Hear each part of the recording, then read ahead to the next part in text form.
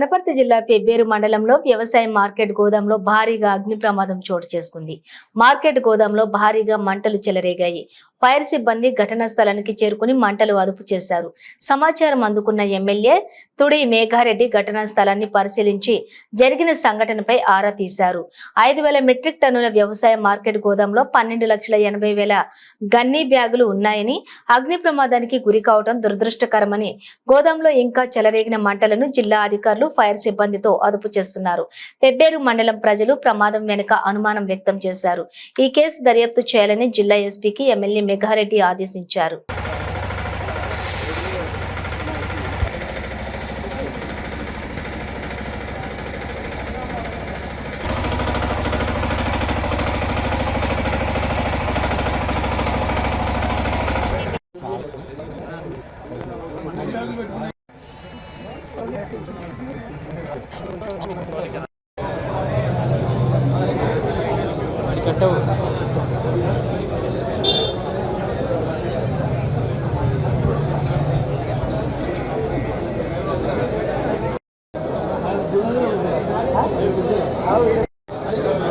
Anil market నిన్న సాయంత్రం పెబ్బేరు వ్యవసాయ మార్కెట్ గోదాంలో ఫైర్ అయింది.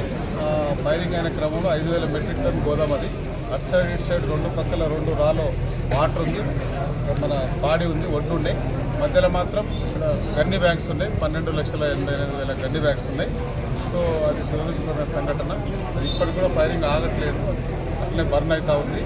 దాన్ని ఆపే పనిలో మా జిల్లా అధికారులు అందరూ ఉన్నారు. దాన్ని ఎంత తొందర వీలైతే తొందర ఆపమని మనల్ని కమిట్ అవుతున్నారు. అది కాకుండా దీని వెనకాల కొంతమంది పెబ్బేరు గ్రామ ప్రజలకు కొన్ని అనుమానాలు ఉన్నాయి.